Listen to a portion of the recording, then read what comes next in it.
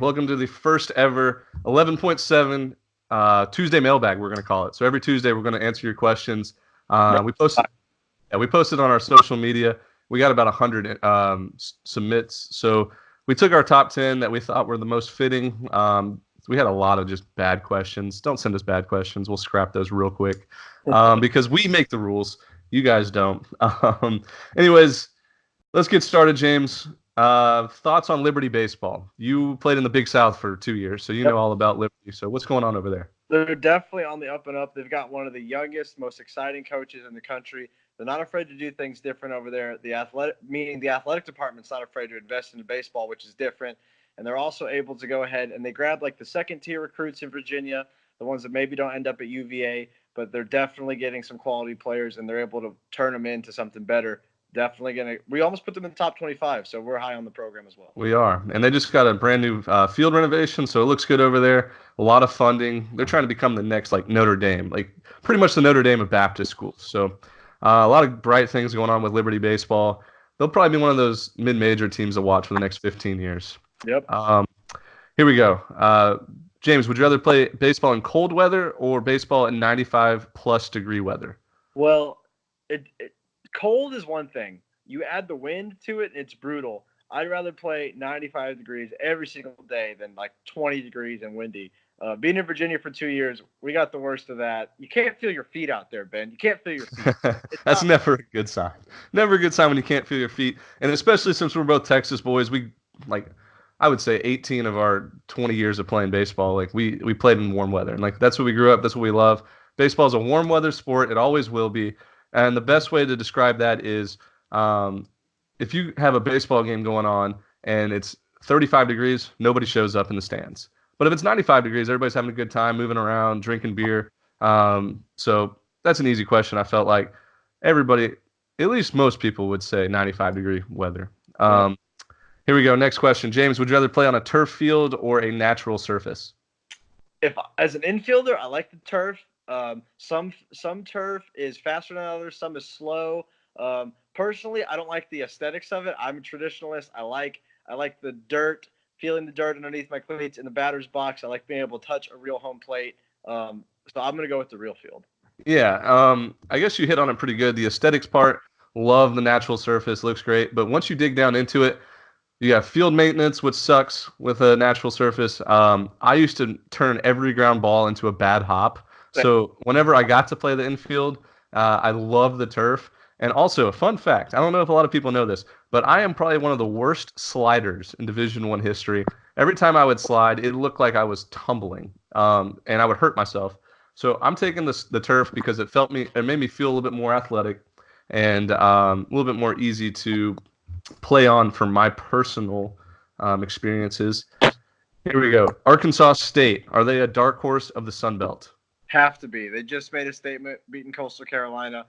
There's a couple of quality teams in that conference, but they're definitely turning some heads now. You can't ignore them. Yeah, I know. They just walked into Coastal Carolina's home field and beat them 2 out of 3.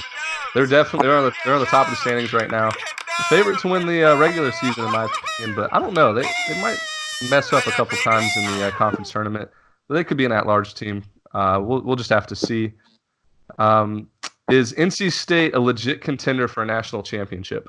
Yes, but the but is the strength of schedule is down, and we're not going to really see them against top-tier teams until Clemson and North Carolina the last 2 weeks of the season. Yes, they've beaten Florida State. That's a team that we don't even know how good they are yet. So, yes, they're national title contender, but we need to find out their numbers are a little inflated right now due to their strength of schedule, which is worse than I think it's about 130 actually.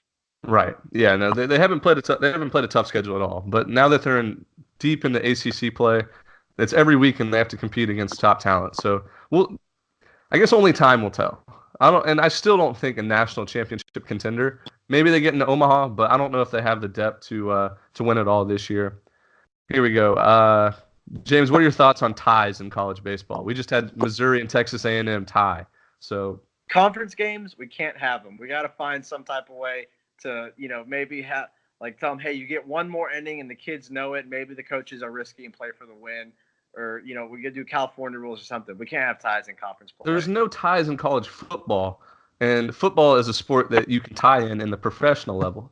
So like, why would there be ties in college baseball? Like, just let them play. Like, what's it gonna be, an extra 30 minutes, an hour? Like, I know there's curfew sometimes, but whatever. We'll get. And this is what I mean. So what? They miss a day of school. They Yeah. travel. We miss. Along with my junior year, we mid-major travel, play a lot of. All right, next question. Um, if there was an all SEC versus all Pac-12 matchup of the best players, who would win a one-game series? Oh, one game series. I say the SEC team wins about 6 out of 10 times, in my opinion. They just crank out more guys in the draft year after year. The biggest difference to me is the hitting. The hitting is by far better in the SEC than in the Pac-12. This year kind of looks a little different, but I'm still going with the SEC. I think I might take the Pac-12 in this situation, just because you have teams like Oregon State, Stanford, Arizona State, UCLA, all on the top. I mean, you got some first, second rounders in there. The only thing that would come down to is the bullpen. I think the SEC has a lot better of a bullpen. Starting pitching, kind of a toss-up, but that'd be a lot of fun. They should do that every year, like just a one game. Our best 12 versus your best 12. They should do it before Omaha. All the conference teams get together, like the top ones, and they put together a team. They play a tournament. They might do it at the College World Series field for like a day or two. All the guys that aren't actually in the tournament. It'd be fun. That would be a lot of fun. All right. Choose one Division I program to play at. Who is it going to be and why?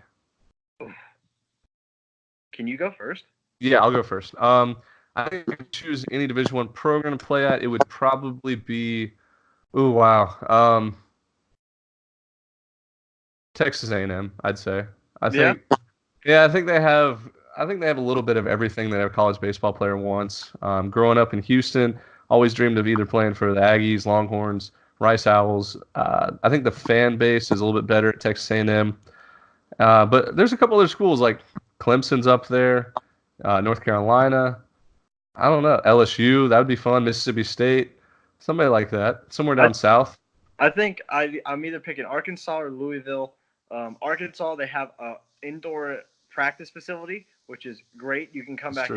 If I'm a top player in the country, if I'm a senior in high school right now and I can pick anywhere, Arkansas one or Louisville.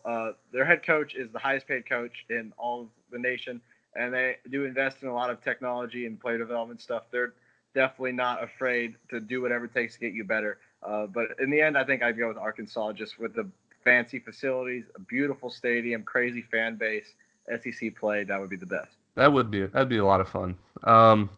Why does it seem like West Coast college baseball gets a bad reputation?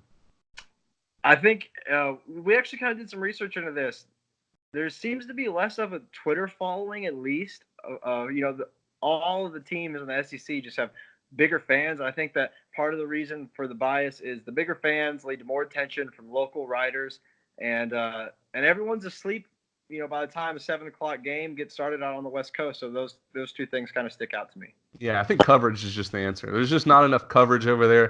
There's really good programs, like I think 5 in the top 15 out there out west. But I think it's just there's not enough writers over there. All the baseball writers in college baseball stick on the East Coast or down south. There's some great ones over there on the West Coast, but it just doesn't get the coverage that the South and the East Coast gets. So, is the future bright for Mississippi State baseball under Coach Lemonis? Yeah. You think? Bright as the sun. Yeah. Yes. 100%. Don't be worried. They just lost the series. Calm down. They're fine. Exactly. I mean, yeah, you guys are gonna be fine. Like, I could coach that team to 35 wins because you get to have the best recruits, you have the best facilities, best fan base. Like, that's like saying, is Alabama football going to be okay under Nick Saban after they lose like Auburn one year? Yeah. It's like, yeah, you pencil in 10, 11 wins every year for Alabama football. Pencil in 40 wins for Mississippi State baseball every year. Yep. Gonna be all right. There's just nobody else that can compete. So, yeah, they'll be fine, I'd say. And so that wraps up our Tuesday mailbag. Every week we're going to do 10 questions here on, we're going to do it via Skype, but we're going to throw it on YouTube, Twitter, Facebook, Instagram, all that fun stuff for you guys to watch. Our college baseball insights and opinions kind of matter sometimes, so we felt like it was a necessity to, have our fans reach out to us and ask some questions that they're interested in. So, James, thanks for doing this. we're looking forward to doing it next Tuesday. Look for our podcast every Wednesday night, Friday night, Sunday night. We're slowly but surely taking over the college baseball landscape